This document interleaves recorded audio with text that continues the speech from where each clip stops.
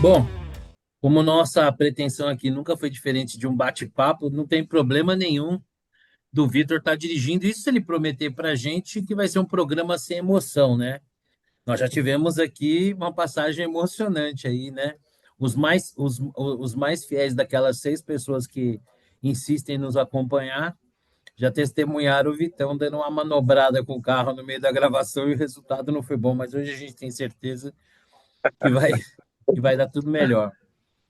Verdade. Bom, como todo mundo sabe, né? Hoje, infelizmente, a gente não está com a Nora, mas nós somos mundialmente conhecidos por meia dúzia de pessoas. E o que nos destaca é a nossa tudologia, né? A nossa capacidade de opinar sobre os absolutos mais diversos assuntos. Bom, e essa semana não poderia ser diferente, a gente tem que começar o nosso bate-papo mesmo sobre essa movimentação, né, de Israel, que atacou o Irã, que revidou o ataque, e eu não poderia não começar o bate-papo com meu amigo, meu xará, Marcelo Gutermann. E aí, xará, começar aqui já fazendo uma provocação. Vivemos hoje num mundo muito mais seguro do que alguns dias atrás? Ainda não, ainda não, porque está tudo meio indefinido, né? A gente não sabe exatamente qual é a capacidade, tem muita informação desencontrada, né? A gente não sabe exatamente qual é a capacidade de revide do Irã. Obviamente, eles estão muito mais fracos do que antes do 7 de outubro. Israel fez um trabalho enfim, de desgaste, né? Dos proxies do Irã. Então, o Irã está sozinho, coisa que não estaria, sei lá, 2 anos atrás, 1 ano e meio. Mas, de qualquer maneira, é um país muito poderoso. E essa questão, é assim, são duas vertentes aqui, né? A primeira vertente militar, quer dizer, o objetivo militar é acabar ou atrasar, né, o programa nuclear do Irã, que não é uma tarefa simples, porque são vários sítios e um deles está a mais de 100 metros abaixo da terra. É impossível acabar sem né, destruir sem tropas on the ground, né? Quer dizer, como o pessoal fala, precisa ter tropas ali para acabar, não tem bomba que acabe com aquilo. Fizeram assassinatos coletivos, né? Eu não vou chamar de assassinato, que é um nome muito forte, mas eliminações seletivas de cientistas. Tá no mundo, tá no mundo. Anularam alvos estratégicos. Exatamente, cancelaram CPFs estratégicos. Isso aí. E, então, tudo isso, sem dúvida, no mínimo, vai atrapalhar aí a progressão, mas não é algo definitivo.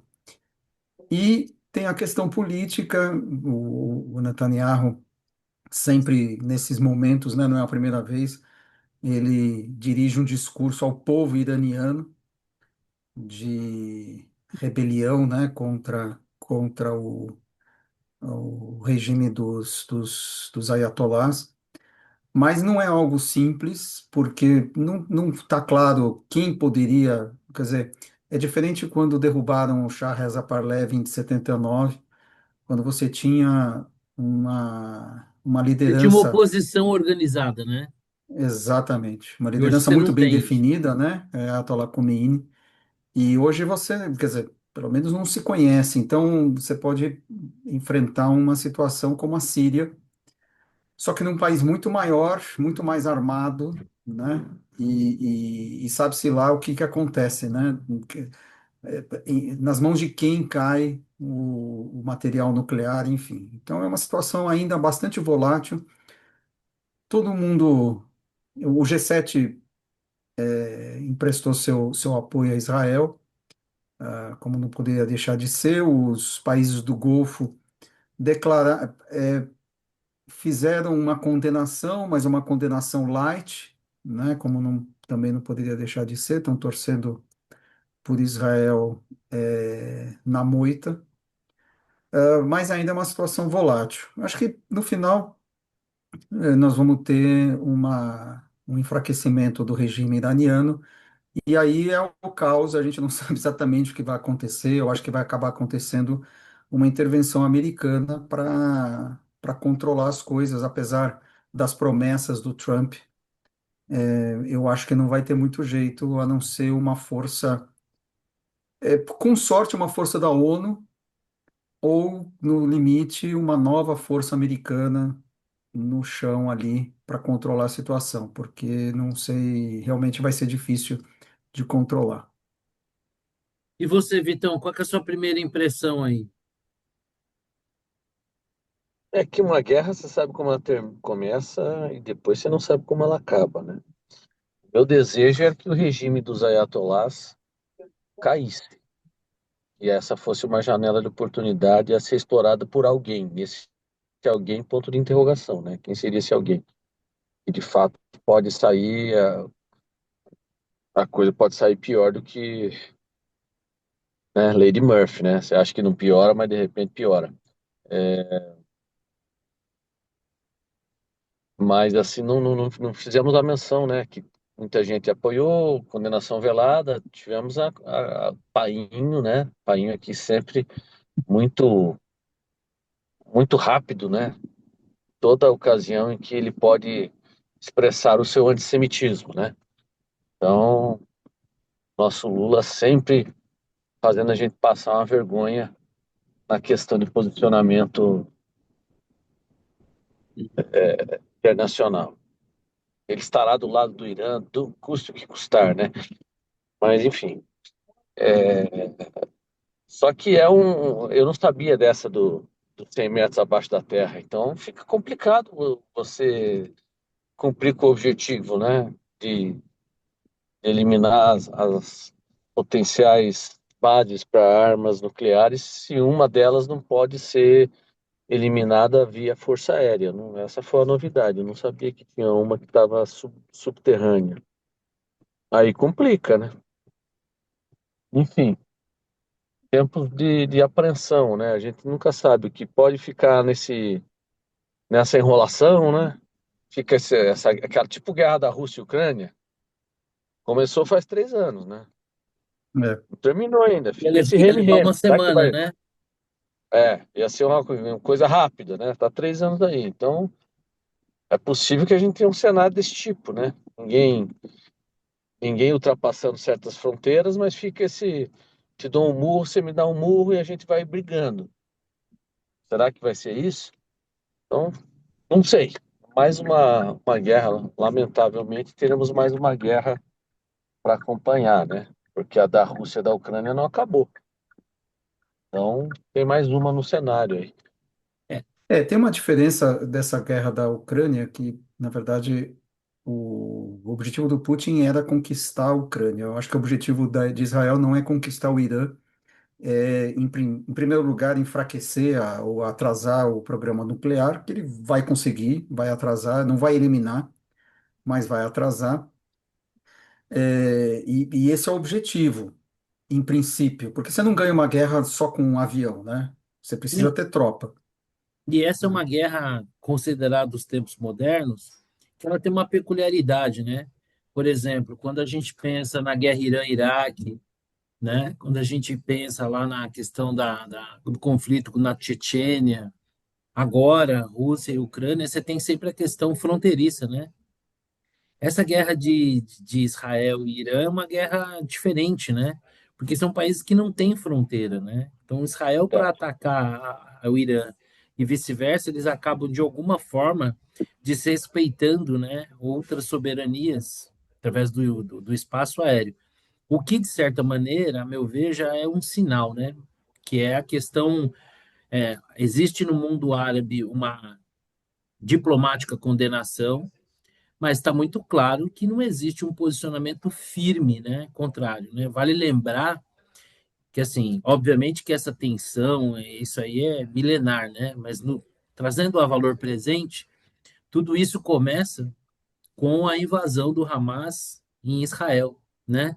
Notoriamente um movimento terrorista financiado pelo Irã, assim como acontece com o Hezbollah, né? É a partir daí, né? E exatamente para sabotar os avanços dos acordos de paz, né? Que envolvia Israel, Arábia Saudita, né, que o Irã tenta criar uma tensão financiando movimentos terroristas, e, de certa maneira, a primeira impressão que eu tenho é que o mundo árabe, ainda que formalmente condene Israel, de certa maneira, bom, se você arrumou uma briga, você se vira aí, que agora é problema teu, né? Um discurso muito parecido, né, com a Rússia e a China, que se solidarizam, mas eu não sei se estariam dispostos mesmo a se empenhar em partir ali, porque a qualquer ação mais aberta, tanto da Rússia quanto da China, necessariamente implicaria numa resposta solidária dos Estados Unidos. O que eu acho que, né, como você. Você tem um detalhe, né, que a rivalidade sunita-xiita, Sim, sendo o Irã o expoente dos xiitas, sim. ela é, se bobear, ela é até maior entre judeus e árabes lá, né? Se bobear. É. Tem aquela máxima lá, né, que o inimigo do meu inimigo é meu amigo, né? É. Mas eu acho que a gente está vivendo uma situação nova no sentido dessa, não vou dizer indiferença, que eu acho que seria exagerado, mas esse posicionamento dos países da região ali em relação a essa ação. Eu concordo com o Xará, eu acho que essa ameaça nuclear, e vale a pena falar sobre isso, ela não está totalmente afastada, mas eu tenho a sensação de que hoje a gente vive num mundo mais seguro do que vivíamos dias atrás. E por quê? Viralizou um vídeo do jornalista Guga Chakra questionando, né, o embaixador israelense, né? Por que Israel pode ter a bomba, se é que tem, né? Porque essa não é uma informação de domínio público, né? Existe essa desconfiança, mas não nos tem isso confirmado. Mas partindo do princípio que Israel tem um arsenal nuclear, por que afinal de Irã, né? contas, não, que Irã. Israel, né, tenha um Israel. Israel. arsenal nuclear, e se Israel tem um arsenal nuclear, por que afinal de contas o Irã não poderia? É simples de responder, não precisa ser brilhante. Um paraíba como eu consegue entender. Ah, É mas porque é fácil. Israel é uma democracia, tem instituições, tem alternância de poder, e o Irã não. O Irã é uma teocracia controlada por fanáticos religiosos, né? E eu não me lembro de nenhum representante, nenhum primeiro-ministro, né, de nenhuma tendência israelense pregar o fim do Irã, né, o extermínio do seu povo, diferente, né, do que faz o Irã, que abertamente, né, prega a destruição do Estado de Israel. Então, eu acho que a medida israelense ela foi justa na defesa do interesse do seu povo, da sua autopreservação. Ela foi profilática, porque ela priorizou alvos militares, diferente do que acontece no contra-ataque iraniano, né, que faz questão de atingir zonas residenciais, levar o terror à população israelense. Não consigo imaginar quanto tempo os Estados Unidos vai conseguir ficar fora disso. Acho que não vai.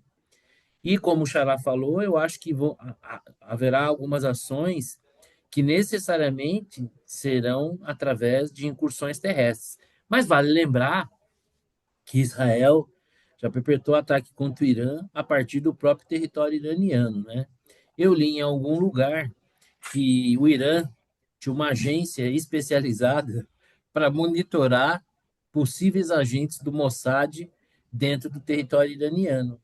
E o que se descobriu é que o líder dessa agência era um espião infiltrado do Mossad e que os 21 agentes desse grupo de elite, que teria como finalidade monitorar as ações do Mossad no Irã, eram todos do Mossad.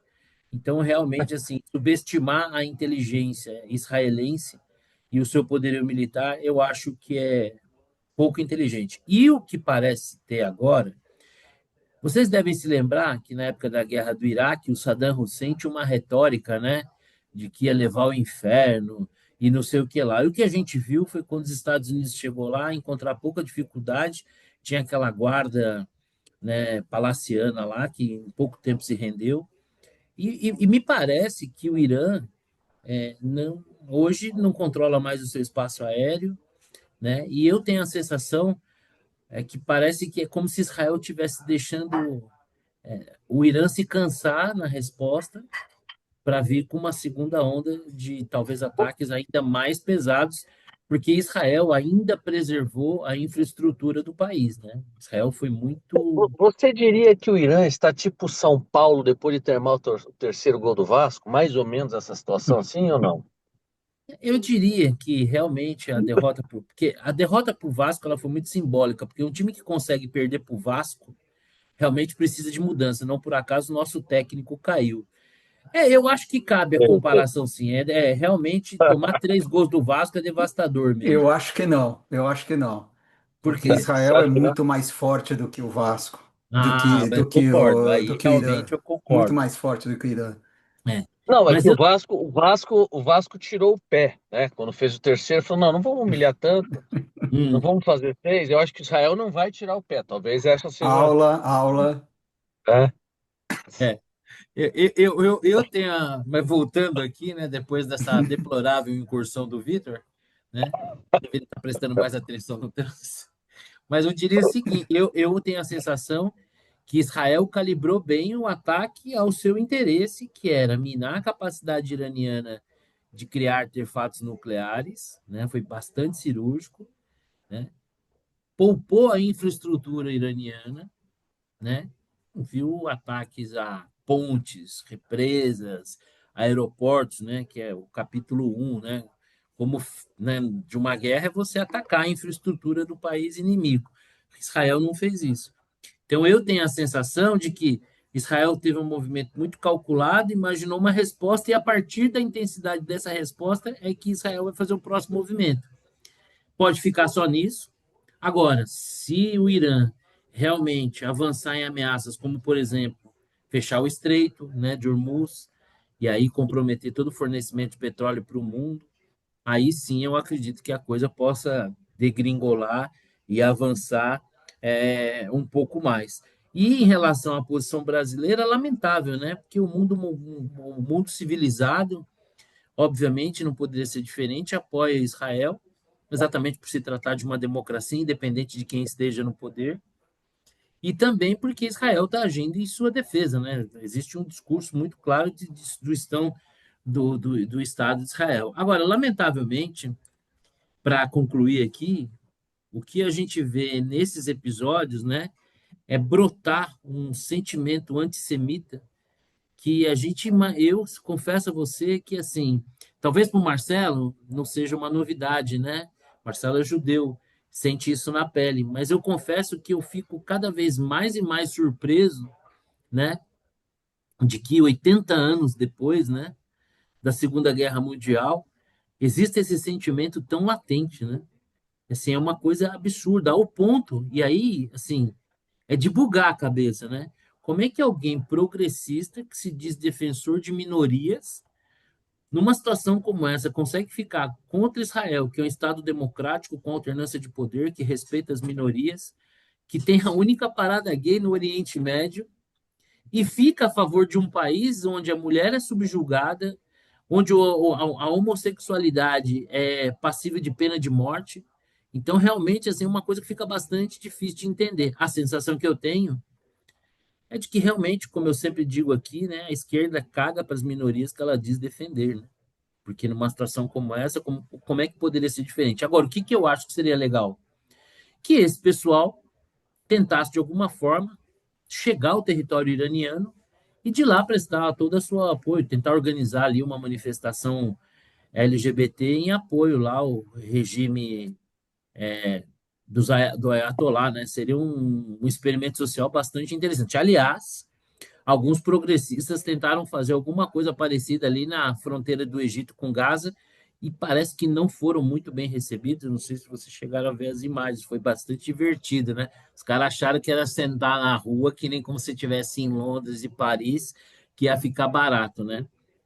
Cantou a borracha nos caras, os caras viram que o buraco era um pouco mais embaixo. Que nem essa mocinha Greta com esse rapaz brasileiro lá que fizeram parte de uma que não tinha objetivo algum em ajudar as pessoas em Gaza, era só ali uma questão de panfletagem política. Xará, e você acha que os Estados Unidos tivesse que fazer um bolão ali, é coluna 1, coluna do meio, fazer um triplo, Estados Unidos fica, hoje no Twitter pelo menos, né, o Trump deu um ultimato. Qual que seria a sua aposta? Então, assim, Israel não precisa de fato, para o objetivo de atrasar o Não programa precisa dos nuclear, ele Estados não Unidos. precisa, não precisa. O problema o Irã, de alguma maneira, entrar numa espiral política instável, né? Uma instabilidade política que poderia, enfim, complicar o equilíbrio no Oriente Médio de maneira geral. Fica difícil a ponto de ficar difícil de imaginar quais seriam os próximos passos, porque são uma potência militar, né? Quer queiramos, quer não. Então, na mão de quem que vai cair isso, enfim. Vamos ver. Eu acho que o Trump, ele construiu a candidatura dele, um dos pilares era não meter os Estados Unidos em outra guerra. Precisaria ter um excelente motivo para fazer isso, para mandar soldados, né, americanos para o Irã. Acho difícil. A guerra teria que De escalar, né? escalar, não a guerra em si, né? Mas a situação do Irã teria que escalar para um outro nível de instabilidade. Eu acho que isso que você falou é perfeito. Tem um livro, tinha um filme com a. Puxa, né? Como é que era o nome daquela atriz? Eu adorava ela. Parecia até uma amiga minha que faleceu. Ó, Benjamin, que bagunça é essa aí, rapaz? Temos um membro novo da família aqui, o Benjamin, que ganhou o nome inspirado no Benjamin Button, né? Aquele personagem, porque vamos dizer assim, é um Jack Russell, daquela, vamos dizer assim, primo de um Jack Russell misturado com alguma coisa, mas é uma figurinha. Mas outra, a Sally Field, tem um filme com a Sally Field chama Nunca Ser Minha Filha, que ele se passa na época da Revolução, né? Da queda do Shah. Então ali existe um chamamento mundial de que todos os iranianos voltassem ao país. E tinha um aspecto, né? Quando um iraniano é casado com uma mulher, ela automaticamente se torna iraniana e ao voltar ao país ela estava proibida de sair. Esse filme é bem legal e retrata bem aquele momento. Então é aquilo, né? Naquela ocasião havia uma liderança para ocupar o vácuo de quem saía do poder. Hoje não é o caso, né? Você não tem assim uma oposição organizada, né, no Irã. Né? Você tem, obviamente, há algum tempo atrás a gente viu algumas manifestações, né? É impressionante. Eu não sei se vocês já viram imagens do Irã, do Afeganistão, Cabul e Teherã, particularmente nos anos 50. Já viram isso? Sim, Não. é impressionante, cara. São capitais europeias. Bom, São cap, Beirute, Cara, não, mas Beirute, teoricamente, você tem até vamos dizer assim, fisicamente uma proximidade maior, né? Do que, por exemplo, o Afeganistão e Teherã. E é impressionante como eram ocidentais, né? E como quem acha que o futuro só traz progresso, né? A gente vê como o fundamentalismo pode atrasar as sociedades. Eu tenho a sensação assim que o que seria determinante para os Estados Unidos entrar é o fechamento do Estreito, né? Que ali comprometeria todo o fornecimento de petróleo para o mundo todo. Eu acho que isso seria né? um Mas a motivo chance disso prático. acontecer é baixa, porque seria um tiro no pé do próprio regime, né? Você está afetando a Arábia Saudita, você está afetando o próprio Irã, né? Porque depende Sim, com certeza. É que no caso Enfim, do Irã, ele seria, poderia sim, exportar ali para a China, para a Rússia, sim, ter um apoio logístico ali. Mas uma coisa que a gente não pode subestimar, né, Xará, é um regime, o que um regime é capaz para. acuado. Exatamente, um regime é capaz de fazer para se manter no poder. Basta ver os nossos irmãos aqui que tiveram a brilhante ideia, né, de atacar a Inglaterra, né? Que foi o que a gente viu, né? Que é mais moço não sabe, mas que a gente lembra, foi um verdadeiro massacre. Foi só o tempo da Inglaterra deslocar ali um porta-aviões e coitado daqueles jovens argentinos que É, é, foram bucha de canhão, literalmente. uma intervenção americana. Você vê, o que aconteceu agora na Síria, né? Caiu Assad e entrou um governo é, aparentemente moderado, né? O cara tem um O cara discurso tomou um pelo banho de menos loja, né, moderado. para assumir, né? Isso, exatamente. Tem um Não era passado que ele bem assim, condena, né? isso. Mas hoje, aparentemente, ele está tentando um certo equilíbrio. O que poderia eventualmente acontecer, que atrairia a intervenção americana, é a China se meter no Irã, de alguma maneira, né? Seja através de apoio logístico, militar, seja, enfim, e de alguma maneira mostrar uma aproximação maior do que aquilo que os americanos estão dispostos a tolerar, né? Eu acho que a Então, China está disposta a comprar tudo que tiver à venda e está disposta a vender tudo que tiver comprador. Então, que se houver ali uma possibilidade de dar um suporte logístico, sem dúvida o fará, mas com essa discrição, porque eu não acredito que vai trazer para si exato. mais essa frente a ser disputada com a maior potência do mundo. Não parece É, inteligente, né? Ó, legal, você é meu exato. primo, meu, mas você arrumou uma briga aí, se vira, problema teu. Se o próprio mundo árabe não está se unindo, né, ao redor do Irã, né? E eu acho que essas diferenças, né, por serem persas de origem, pela questão sunita e xiita. Bom, mas é isso aí. Vamos ver como é que essa coisa vai acabar. Mas eu acho que a gente está só no começo, né? Falando em guerra, falando em vitória e derrota, né? O governo ontem, Lula sofreu uma derrota acachapante, né, em relação ao IOF, né? Ali eu acho que já deu para tirar uma temperatura. A gente teve ali uma votação de mais de 300 votos contra nem 100 votos a favor do governo. Uma derrota assim, bastante expressiva que, segundo o presidente da Câmara, Hugo Mota, a sociedade estava mandando um recado para o governo. Eu não sei a sociedade, mas o Centrão e a elite do país, certamente, porque o Brasil não aguenta mais imposto. O Tiradentes reclamava do quinto da coroa e hoje a gente tem uma carga quase de 40% de imposto, que se torna muito mais do que os 40%, uma vez que se entrega muito pouco, né? Quem é que podendo ter um plano de saúde não prefere um plano de saúde? Quem é que podendo colocar seus filhos numa escola particular não vai preferir? Na época, quando eu era moleque, na escola particular era o cara que não conseguia acompanhar, né, o nível de ensino público, aí os pais colocavam na escola particular para passar de ano. Hoje já não é bem assim. Xará, o IOF ele é uma ferramenta que ela é regulatória, né? A gente que é velho de mercado, a gente já viu algumas vezes idas e vindas do IOF de maneira pontual, regulatória. Nunca foi, né? Não foi concebido para ser uma ferramenta arrecadatória. E aí, eu vejo o governo assim muito desarticulado. Não vejo ali uma malandragem de pedir alguma coisa a mais para tirar alguma coisa a menos, né? Vejo numa situação como essa, não ouço falar da Gleisi Hoffmann, que seria a articuladora política do governo, e se é, né? O Alexandre Padilha deve estar dando graças a Deus que mudaram ele de pasta, né? Como é que você vê isso aí, Xará? Já começou a eleição de 2026, né? Já, né? O pessoal já tá colocando o pezinho no outro barco.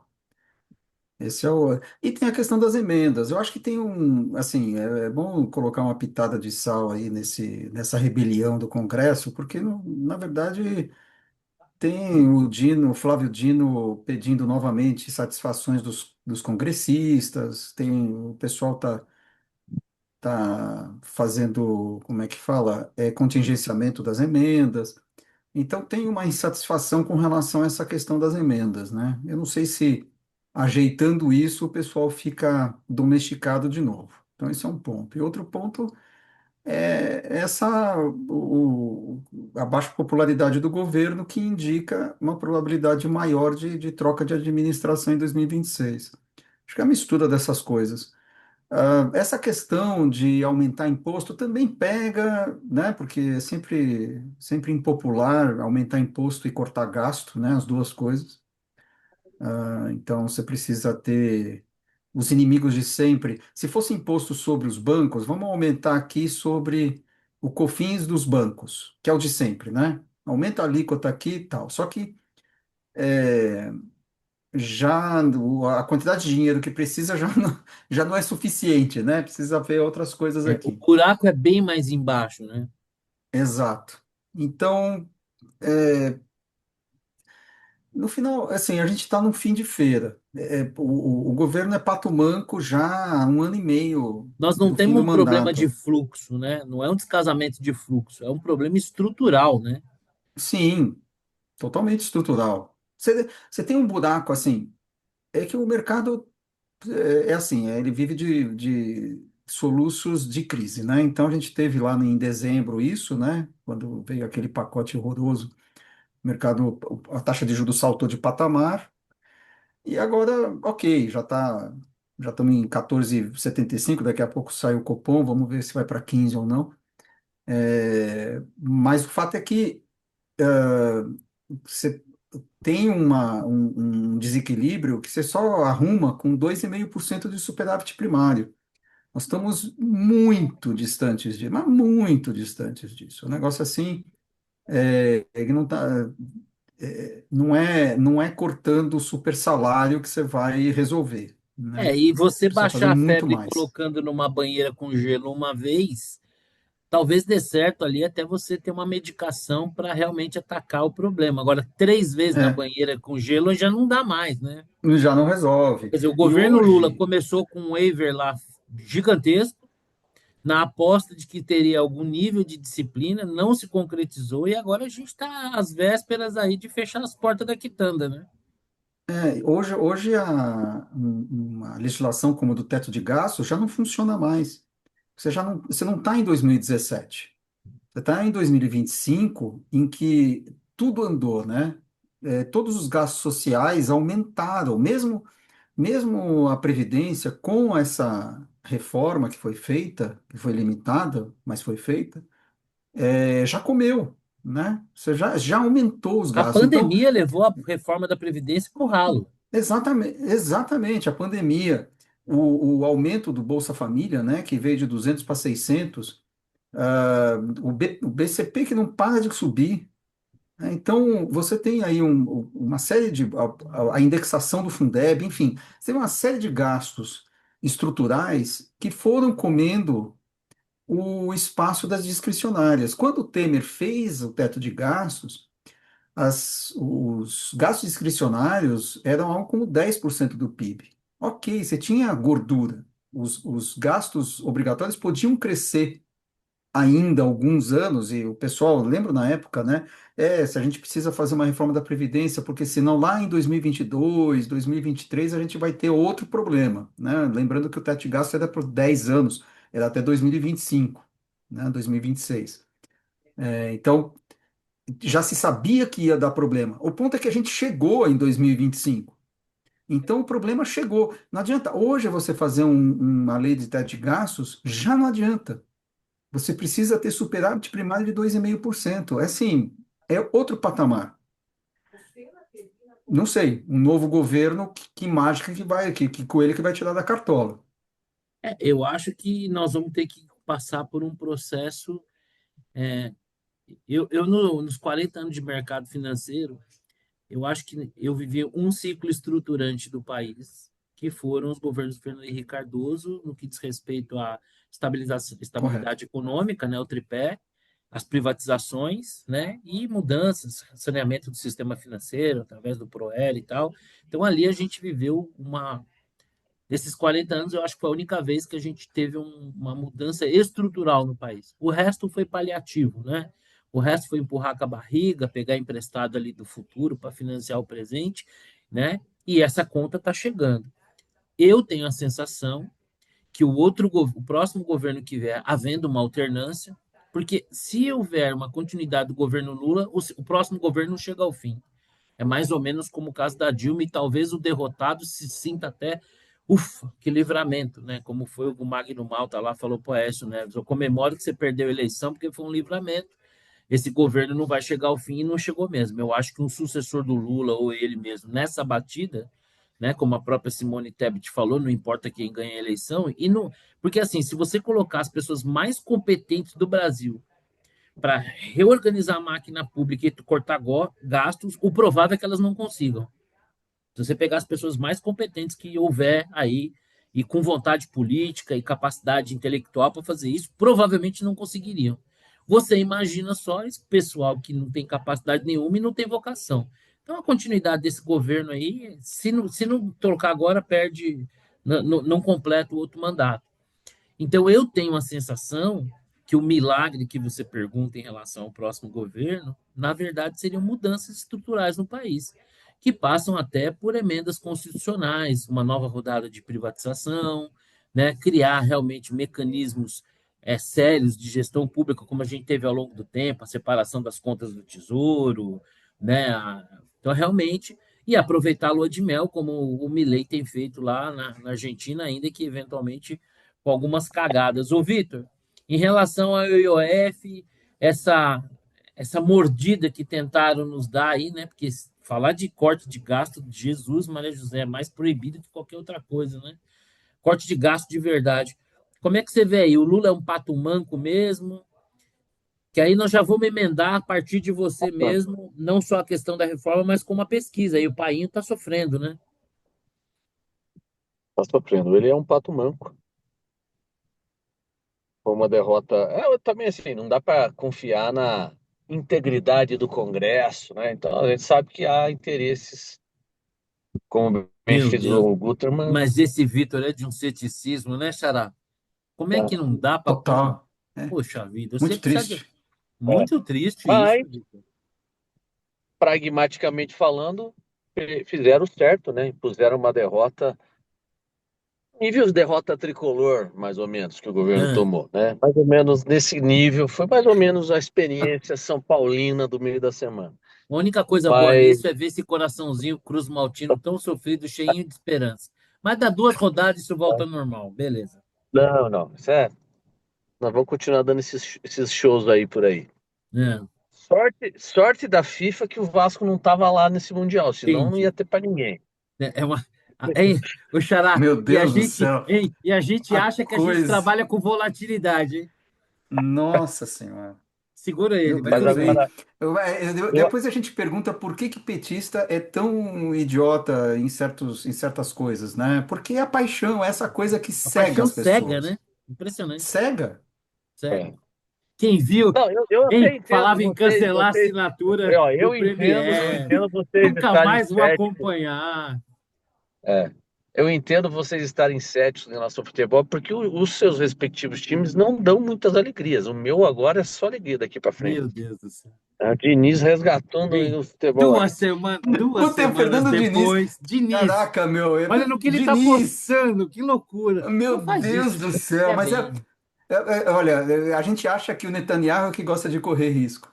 Mas vamos voltar aqui. Vamos voltar aqui para o mundo terreno. Vamos voltar para Eu a achei realidade. algumas coisas interessantes na pesquisa da Datafolha. Primeiro, vamos abrir o parênteses. A Datafolha, historicamente, ela erra na margem de erro. Não é um erro vergonhoso tipo o IPEC, que até desapareceu, mas ela erra na margem de erro para o Tipo na candidato à padaria esquerda. que só erra a favor da padoca. Sempre o Datafolha, sempre dá um tiro. Então, assim, esse cenário, eu estou esperando até uma pesquisa nessa profundidade da Paraná, que é a que eu mais gosto, que tem acertado mais, mas vamos assumir que é o melhor cenário possível para o Lula. E ele já desponta empate no segundo turno com Tarcísio e Bolsonaro, já uma condição de ascendente para Tarcísio e Bolsonaro, ou seja, na próxima, se bobear, já abriu aí uns pontos. Ele é tão rejeitado quanto o Bolsonaro e mais rejeitado que os demais. Então, e quando você coloca o Haddad como opção, não é uma opção, né? Ele já aparece perdendo, Pô, mas o particularmente do Andrade tem Tarcísio. uma personalidade tão marcante, tão Né? carismático, o Andrade. Agora, a grande pergunta que eu acho que ela. Então, assim, veja, o Lula está numa posição vulnerável. Né? Ah, não é que já perdeu, não. Não é que já perdeu nem nada disso, mas né, era para ele estar nesse momento como incumbente, ele está liderando com folga. Não é o caso. Mas beleza. A grande pergunta é se o Tarcísio vai sair para presidente. Né? Então, essa é uma pergunta que, será que ele sai? Porque para ele sair para presidente, ele tem que se desvencilhar do cargo até abril do ano que vem. Senão, ele vai ser candidato à reeleição, que é uma reeleição tranquila. Ele se reelege com os pés nas costas do governador de São Paulo. Beleza. Que é o segundo, vamos dizer assim, o segundo cargo mais importante, né, do executivo no país. Aí, se não for Tarcísio, aí o que, que acontece? E aí você tem uma pulverização de vários candidatos, de várias possibilidades, algumas eu diria bem ruins, que seriam algum poste do Bolsonaro lá sustentando, tentando sustentar uma posição hegemônica na direita. Acho ruim isso, mas enfim, eu acho que essa é a grande questão. Eu achei, até que me deu uma certa alegria, quando eu vi o nome lá do Ratinho Júnior, me chamou a atenção que tem um bom percentual, no 8%, 9%. Assim, para estar tanto tempo longe, não é ruim, tá? É, pa- Bolsonaro, na época, na mesma época, um ano e pouco antes do pleito, tinha esse nível de participação nas pesquisas. Não achei ruim. Então, assim, ele pode ser, de repente, um nome que pode prosperar aí na direita, caso o Tarcísio não viesse. Tem muitos nomes, né? Esse tem o Caiado, tá mais embaixo, tem metade do que tem o Ratinho. Mas eu achei assim, gostei dessa informação. Eu gostaria, inclusive, que as instituições começassem a colocar ele no segundo turno para ver o que que dá, né? Ratinho e Lula, quem ganha? Assim, eu acho que ele tem um potencial de crescimento aí. não sei, eu fico um pouco Ai, preocupado que numa disputa entre um ratinho e um ratão, né? Ratão leva é, vantagem, né? ele teria que mudar o nome dele, né, para quando fosse presidente, né? Como é que seria? Tipo, Little Mouse Júnior? É. Seria meio estranho. Fica o Ah, mas presidente, se o Mickey presidente Little Mouse fez Mouse. tanto sucesso, né? É. Mas eu vejo, eu até me surpreendi, sabe? Eu achei que ele teria assim um nível de penetração parecido com o do Caiado, mas não, ele já deu uma despontada um pouco mais. Vai que não. E do ponto de vista político, ele tem uma. O pai dele com as emissoras, né? Então ele tem, talvez tenha um apelo maior. Mas a grande pergunta, eu acho assim, quem será o candidato majoritário no campo da direita? É, Quem será? essa Da semana saiu esquerda uma a gente sabe notícia. que é o Lula. É, essa semana saiu uma notícia que supostamente o Bolsonaro teria enviado emissários ali ao Tarcísio, né, liberando o Tarcísio desde que levasse a Michelle como vice, né? Eu tenho a sensação que uma chapa dessa seria matadora, né? Não sei. O que que você acha, Xará? Seria uma chapa matadora ou a Michelle tiraria voto? Putz, eu acho que a Michelle tira. Assim, vamos lá. Você consegue imaginar Bolsonaro e Lula, desculpa, Tarcísio e Lula, algum bolsonarista não votar no Tarcísio? Não. Porque, não, óbvio que não. Ou seja, a Michelle Alguns, não os mais agrega radicais votariam votos. com algum nojo, mas votariam. Então, mas votaria contra o Lula, contra o PT, enfim. A Michelle não agrega votos no campo da direita, no campo bolsonarista mais raiz, né? Mas a Michelle tira votos no campo isentão, do nojinho, né? Então, eu Mas acho que será um registro. Eu fico feliz que você tenha adotado essa nomenclatura. eu adotei entre aspas, você não percebeu as aspas, né? Não, mas para mim pouco importa. Então, tira votos. Então, num segundo turno, o segundo turno vai ser apertado. Vai ser apertado. Qualquer que seja a popularidade do Lula, enfim, vai ser apertado. Qualquer voto é importante. Então você precisa ter os isentões do lado do Tarcísio. Porque o isentão não vai votar no Lula. Ou até votaria no Lula se fosse cabeça de chapa uma Michele, né? Um Eduardo Bolsonaro. Acho que até aí votaria no Lula. Mas um Tarcísio, eu acho que o cara não vota no Lula. Mas para votar com a vice Michele, eu acho que está esticando a corda. Então, acho perigoso. Se for assim, eu não sei, aí teria que ver o Mago Kassab o que, que ele acha dessa situação. Se esse for o único modo de levar a chapa para frente, né, o Tarcísio para frente, talvez até top, mas está correndo risco. É que Porque historicamente ninguém liga muito para vice no Brasil, não é? Sendo essa a verdade, é né? Então, não sei até verdade, que mas ponto. Michel, é verdade, mas é quando um vice ele é meio, sei lá, ninguém votou, mais ou menos, Vitor, pelo seguinte. Alckmin na chapa do Lula atraiu Acho que, o centro. acho que não ganhou um voto a mais. por isso. Eu acho que ele Eu, ganhou. eu acho que ela Eu, só deu eu acho que deu aquela carinha. aquele verniz É, de um frente verniz, democrática. deu um verniz, mas acho que não ganhou voto por causa do Alckmin, sabe? Não, Ele já eu acho teria que os eu votos. tô com o Xará. Eu acho que os nojentinhos conseguiram encontrar no Alckmin uma justificativa para dizer, olha, Justificativa, não, exato. O pessoal da Faria PSDB e o Lima. Não, mas PT veja, sempre foram tornou, rivais, mas agora estão se unindo tornou em a prol da vida, democracia. não, tornou a vida dos gentios mais fácil para se auto-justificar.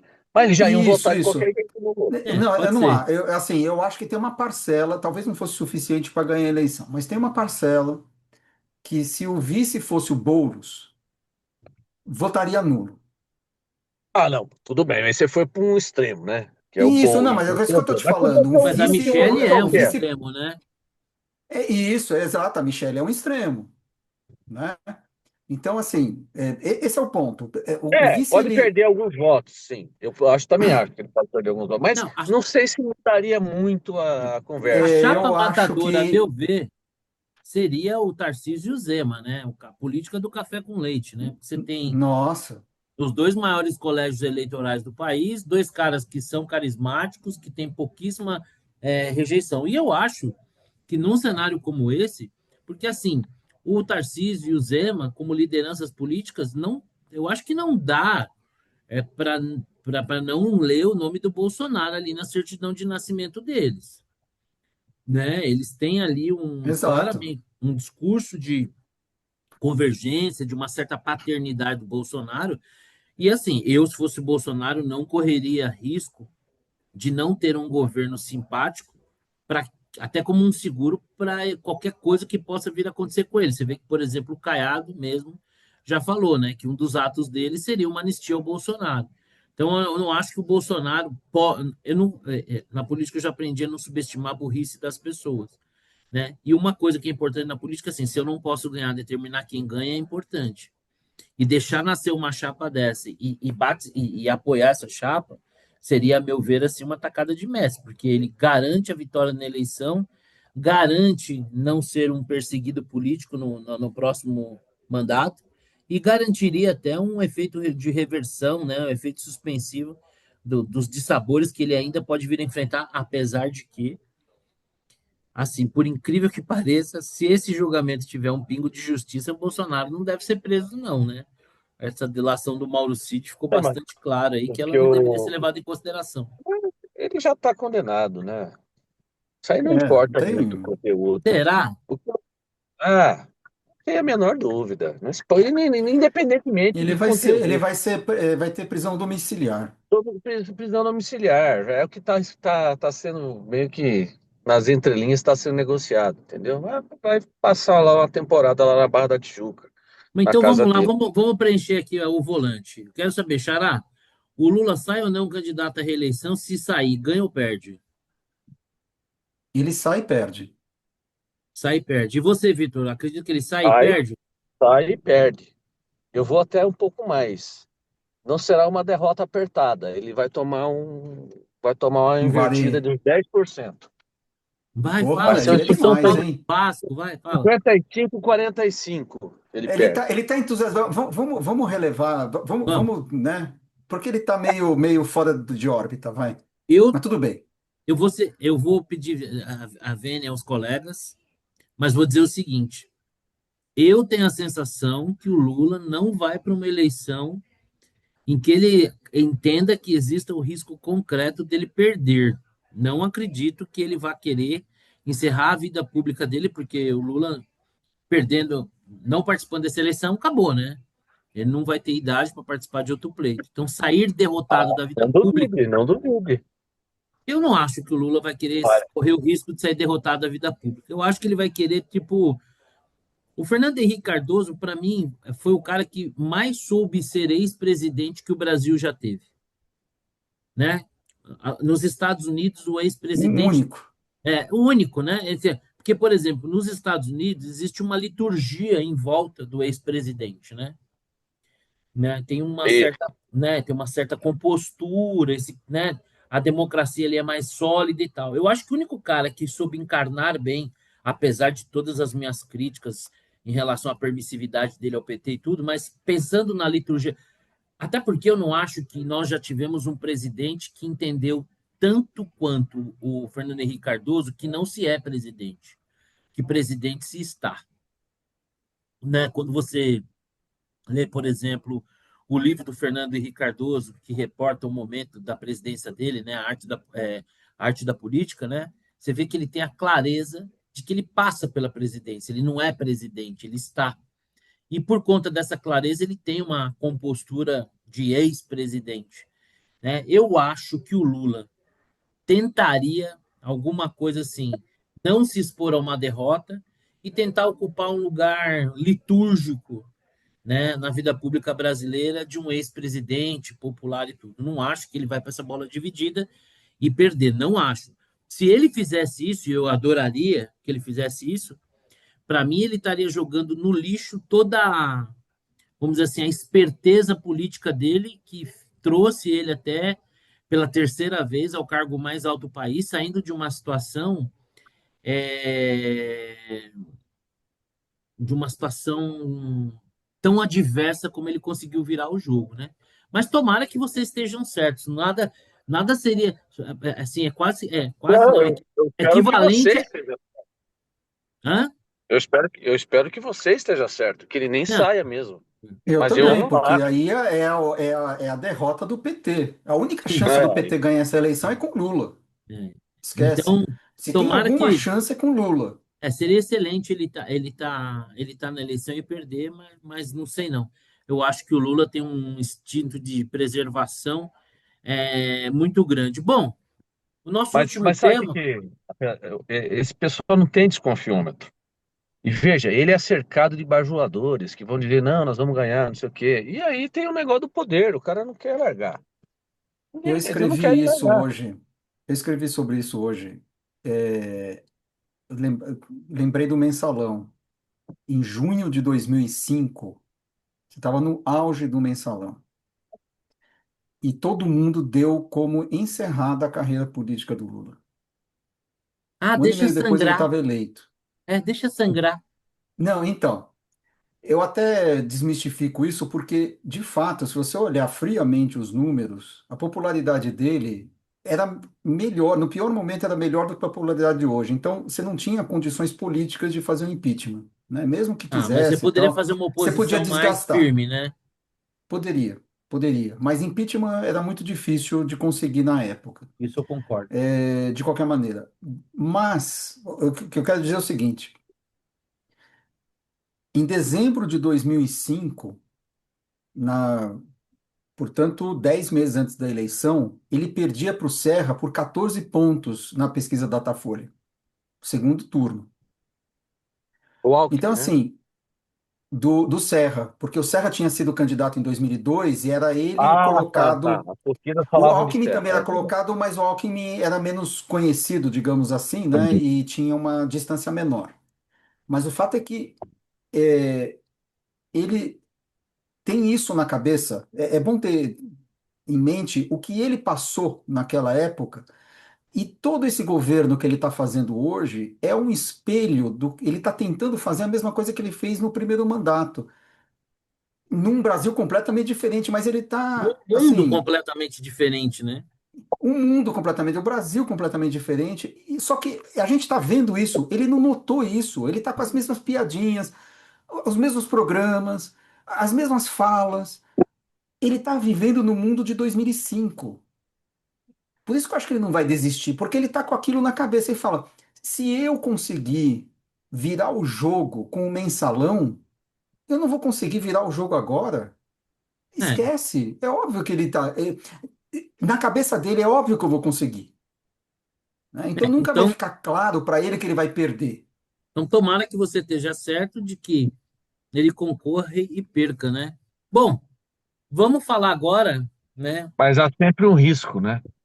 Porque não é um negócio. Existe um risco, né? Então eu prefiro que você esteja certo, Porto. Não, eu Para não tenho. ter risco, entendeu? O Lula numa eleição, a meu ver, ele é sempre favorito. Por quê? Pela, pela bagagem política dele, pelo carisma dele, pelo eleitorado cativo que ele tem e pelo que ele representa, né? Hoje nós estamos vivendo uma democracia disfuncional, uma juristo-corruptocracia, né? Num jogo num jogo de dois toques do executivo com o judiciário, porque, na minha opinião, nunca acreditei em fraudes nas urnas e sempre disse que o golpe foi perpetrado no processo eleitoral. É aquele juiz inverte a falta ali no meio de campo, inverte o lateral, não precisa roubar no pênalti. O outro time vai armar o contra-ataque, aquele impedimento duvidoso, né? E vai minando o time, que foi o que aconteceu no processo eleitoral. Claro que de forma absurdamente inacreditável, dito pelo presidente do STF, que num palanque disse derrotamos o bolsonarismo. Né? Então, o golpe não foi em urna nem nada. Então, acho que uma vez participando da eleição, o Lula é bastante favorito. Vamos ver. Mas eu tenho a sensação de que, diante do risco mínimo que seja de perder, ele não tomaria esse risco de sair da vida pública dessa forma, entendeu? Na minha percepção. Mas, enfim, vamos lá. Bom, Bom, rodada. mais um tombo desse que ele tomou no banheiro, acho que resolve a parada e ele vai ficar mais adoecido É, e aí nunca podemos subestimar a intervenção divina, né? Mas, enfim, não nos cabe aqui, como bons samaritanos, desejar o mal de quem quer que seja. Se a gente tiver que pagar essa penitência de ter o Lula por mais um governo, que assim seja. Mas eu, do fundo do meu coração, espero que não. Acho que tem uma janela de oportunidade incrível e que o agora Brasil é um se o país de governo grande Lula, potencial e a gente pode virar esse jogo. nesse cenário, se ele vai, ganha e for empichado, assume o vice, né? Quem seria? Eu acho que se ele concorrer de novo, o vice vai ser o Alckmin de novo. Não acho que ele troque o vice, não. Acho que vai ser o Alckmin de novo. É que o Alckmin estão falando que pode querer sair para governador de São Paulo, né? Duvido, não tem, tem que ser trouxa demais Se para não, pensar que se tem não alguma sai o chance. Tarcísio, abre um vácuo, né? Não sei, pode ser, vamos ver, né? Bom, eu vou confessar a vocês, eu não tenho acompanhado essa versão do Mundial Interclubes, mas como o Xará propôs, e ele fez um belo artigo, né, colocando ali as probabilidades estatísticas e tal, o que eu tecnicamente comentei, né, mas ao final o Palmeiras não tem, continua sem Mundial, né? E pelo andar da carruagem, do pouco que eu vi, eu acho que sem chance. Mas, Xará, faz um resumo para a gente aí de como é que tá esse Mundial e eu não tenho muito palpite para dar, não. Se eu tivesse que dar, acho que o Paris Saint-Germain, coitado do Botafogo aí, né? Pelo andar da carruagem, contra o Milan na final da Champions e aqui no primeiro jogo, apesar de eu não ter acompanhado muito, foram duas goleadas. O Botafogo que se cuide. E aí, Xará, como é que estão os seus prognósticos? Estão se confirmando? Mais ou menos. Não, o meu prognóstico é que um time europeu vai ser campeão. Esse é o meu prognóstico. Agora, tem algumas surpresas, assim, do ponto de vista de desequilíbrio. Por exemplo, qual foi o time que ganhou de 2-0? Deixa eu ver aqui na minha tabelinha aqui. Que Chelsea, acabou sendo. 2 a Oi? 0. O Chelsea ganhou de 2-0 do Los Angeles e não foi um jogo É, fácil. exatamente. Esse foi um jogo, para mim, surpreendente, porque a diferença dos dois times é grande e o Chelsea se enrolou nas O pernas. Chelsea não está tão bem, foi quarto na Premier League, né? Então não é assim, mas de Mas fato, mas Mas esse o Los time Angeles. é o campeão da MLS. Ele é o melhor É, time americano. Enfim. enfim. Mas enfim, eu achava que ia ser um jogo mais fácil, Mas né? eu E acho o, que o e o Chelsea, empate do Boca. Oi? o empate do Boca O- com o Benfica, que também. Ou assim, esses times da. Eu acho que esse vai ser um campeão da primeira prateleira do futebol europeu, não é da segunda. Isso, Né? Real exato. Madrid, Manchester Isso. City, PSG, Bayern de Munique, É Inter de isso aí, Milão. esses quatro. Primeira prateleira. Esses outros não são da primeira prateleira, eles podem até ser submetidos a algumas vergonhas, né? É, exatamente. E do O lado de Boca cá com o e Benfica. do lado de cá do Atlântico, alguma possível surpresa ou Por enquanto não teve, né?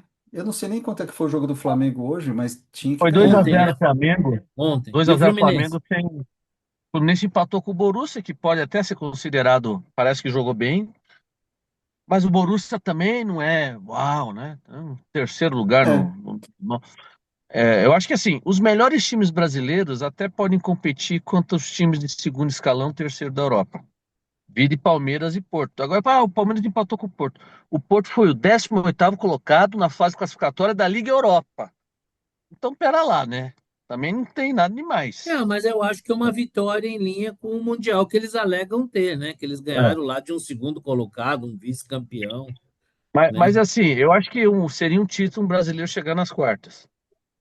Eu acho. É, se ah, fosse o é. São Paulo, se fosse o São Paulo, entraria como natural favorito, visto que todas as vezes que cruzamos o globo para enfrentar as maiores potências da Europa, a se citar Barcelona, Milan e Liverpool, o São Paulo Nenhum, voltou. aliás, nenhum deles está no Mundial, pra O São você ver, Paulo né? voltou, né?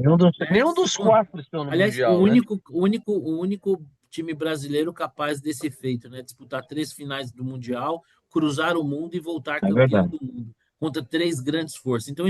Então, em termos históricos, Como, sem dúvida, se o como São diz Paulo o hino, participar, já né, seria o pô? natural favorito, né? Como diz o hino, as suas glórias vêm do passado, né? Passado é só para quem Então, tem, né? Não existe presente sem passado, né? Aí, a não ser para esses times aí.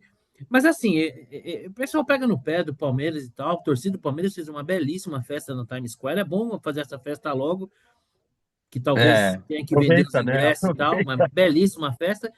E eu, particularmente, assim, eu nunca participei desse bullying, né? Porque falar, em São Paulo, todos os grandes clubes já tiveram Mundial. O Santos, o Corinthians, o Palmeiras. Não. Você vê, por exemplo, o Juventus nunca ganhou o título mundial.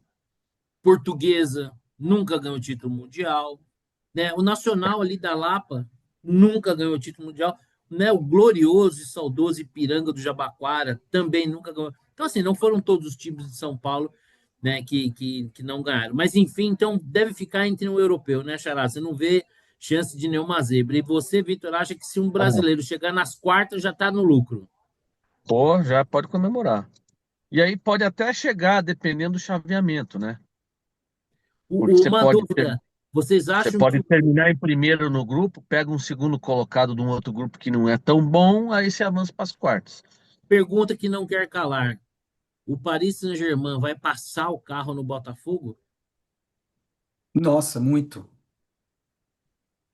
Arriscaria um jogarem, placar? Tipo 2-0 para o Paris Saint-Germain, vitória para o Botafogo? Ah, eu é, acho que sim. Bom, Acho que semana que sim. vem É que nem a aquela gente vai final, matar. é que nem aquela final do Santos contra o Barcelona. Foi 4-0. Eu diria, foi uma vitória. É verdade. Pronto. Ó, Por... em 3 segundos ele vai falar. Fala, Vitor. Que nem o São Paulo, perder de 3-1 para o Vasco, foi uma vitória. Podia ter sido muito mais. É isso? Já falou, tá eu tudo acho que certo. você pode usar o balizador, por exemplo, para esses encontros no Mundial, você pode usar como balizador. Vai ser melhor ou pior que Vasco e São Paulo? Você pode Entendi. usar, Como uma né? régua. Eu acho Não, que o Paris, no final, eu fico eu acho feliz que por você, cara. Paris e Botafogo vai ser Eu já mais duro. testemunhei momentos de grande amargura sua, e eu sei que esses momentos não foram só seus. O Dr. Guto também padece desse mesmo mal. Então, eu sempre ficava muito triste pelos amigos quando você estava desesperançoso. Então, assim, se o preço a Mas pagar. agora vai ser diferente, hein? Agora eu vou entrar numa trajetória de alegrias. Certo. Xará, daqui a 3 semanas Ele está a gente aproveitando. conversa. Ele está aproveitando agora. Está Tá aproveitando certo, tem agora que que aproveitar. tá certo. Tem que tripudiar quando dá, né? Tão poucas ocasiões, é É difícil. exatamente isso que eu ia falar. Ô, Vitor, qual que é a sua bola dentro, sua bola fora, sua dica?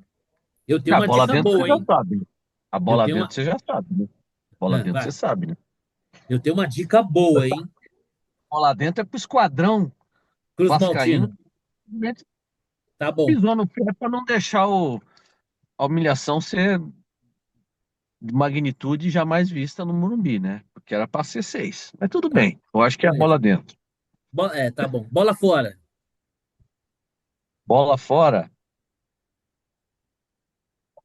além das usuais que a gente fala sempre, acho que não tem nenhuma bola fora.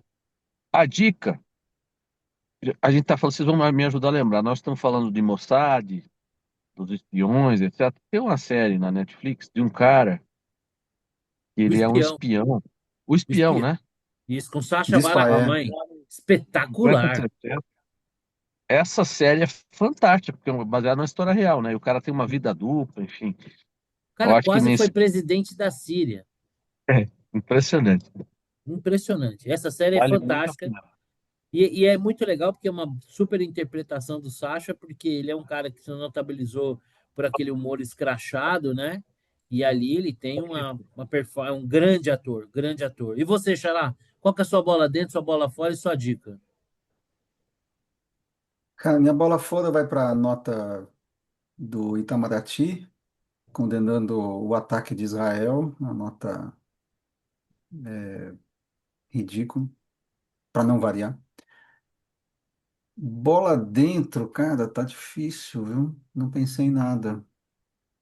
Vem comigo, Vou Guto. dar uma bola, Só pra gente fazer vou mais. dar a bola dentro pro Vasco, né? Eu tô sentindo um tom Aê, aí, de. tá vendo? Eu Tô vou dar a bola sentindo uma dentro pro certa Fernando rebelião aí. Diniz. Fernando Nossa, Diniz.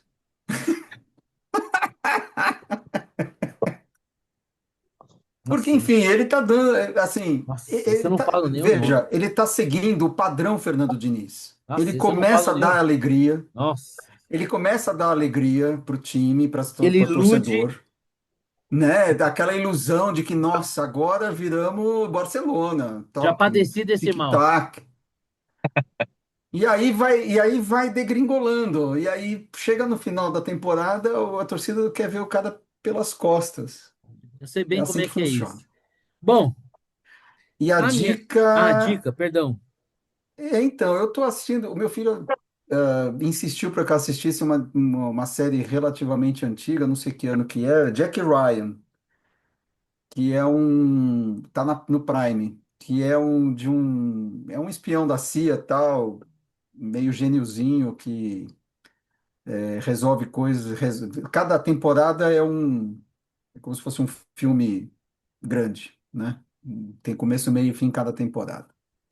Então é bem legal, é bem movimentado, as histórias são bem amarradas, vale o tempo gasto. Boa. Bom, bola fora para o ministro Gilmar Mendes, que disse que os membros do Supremo Tribunal Federal são admiradores do regime chinês. O que será que ele admira no regime chinês? O desrespeito à propriedade alheia, ou a censura, um regime, uma economia planificada e que não tem livre mercado, um partido único, eu fico me perguntando, né? O notório desrespeito dos direitos humanos, campos de trabalho, execuções, né? Uma, não tem uma oposição e quando eventualmente surge é massacrada. Então, uma bola super fora, né? Uma figura conhecida. A minha bola dentro vai para o Estado de Israel, pela sua determinação, pela defesa do seu direito de existir, por fazer do planeta um lugar mais seguro, porque diferente do que o jornalista Guga Chakra perguntou, colocando em pé de igualdade Israel e Irã, por que que o Israel poderia ter uma bomba, se é que tem, e vamos dizer que tenha, e o Irã não. É simples, porque Israel é um Estado democrático, sólido, estável, independente de quem esteja no poder, enquanto que o Irã é uma teocracia, né, um país baseado num fanatismo religioso, e que eu fico imaginando o que faria se tivesse um arsenal nuclear, um país que prega a destruição, o direito, não aceita o direito de um outro país reconhecido mundialmente, né, soberano, existir. E a minha dica, anotem. Só que não comecem a assistir hoje, a não ser que vocês queiram passar a noite em claro. O nome original é Mobland e chama Terra da Máfia. Meus amigos, é Terra da bom, Máfia? é bom pra cacete. Ambientado na Ah, Inglaterra, em Londres, uma disputa de gangsters nos dias atuais. Tem o Pierce Brosnan como o chefe, né, de uma das famílias. Tem, putz, que esqueci o nome do camarada. Rapaz, peraí, que eu vou te falar já pra vocês qual aqui. plataforma, pô? Como é que é o nome? É Motherland. Mobland. Ah, Mobland. Mobland. e eu vou falar aqui para vocês, porque eu vou super bem avaliada. Eu só queria ver. Putz, e tem um cara lá que é bom pra cacete, oh meu Deus, como é o nome do cara? O Tom Hardy faz um papel sensacional. Ele é tipo o capataz dessa família do Pierce Brosnan, mas que personagem. Putz, cara, que dinâmica. Assistam, é uma super dica, tá bom? Qual que é a plataforma? É a Prime Video. Prime. Bom pra cacete. Não vejo, assim, engolimos a série, eu e a Thelma, e não vejo a hora de ver a nova temporada, que seguramente virá e deverá ser tão boa ou até melhor. Muito bom. Personagens incríveis, fotografia legal, trilha sonora, putz, demais, cara, demais. Uma baita de uma série. Xará, sempre bom te ver. Vitor, sempre bom te ver. Nossa amiguinha Nora, às terças-feiras, pelo menos nesse mês aqui, não está podendo participar, mas em breve ela já está de volta, tá bom? Até semana que vem e, Beleza, pessoal. se Deus quiser, com melhores notícias. Acho difícil, mas vamos torcer. Fiquem com Deus. Um grande abraço. Um Valeu. abraço. Tchau, Tchau, tchau. Tchau, tchau. tchau.